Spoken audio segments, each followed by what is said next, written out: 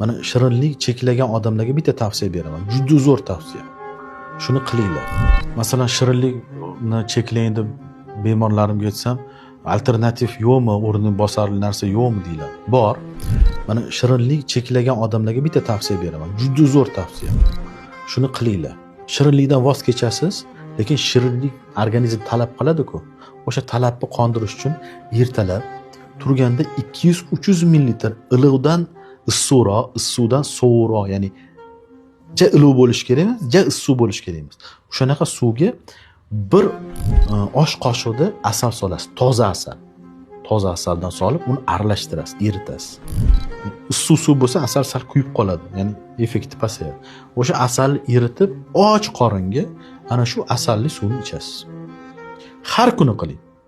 Shunaqangi foyda ko'rasiz. Birinchidan sizning organizmingiz shirinlikka talabi kamayadi. Ikkinchidan asalli tarkibida shunaqangi foydali elementlar ko'p bo'ladi. Ayniqsa asalli tarkibida mum bor. Bu mum organizmga tushgandan keyin organizmda har qanday yazvinniy jarayon deydi, ya'ni yara holatlar, masalan oshqozon yara, qizil o'ngachda ezofagit, gastrit, duodenit hammasiga ijobiy ta'sir ko'rsatadi.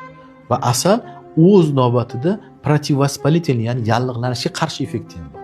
Ham siz shirinlikka bo'lgan talabingizni qondirasiz, tabiiy o'zi tabiat yaratgan narsa bilan qondirasiz.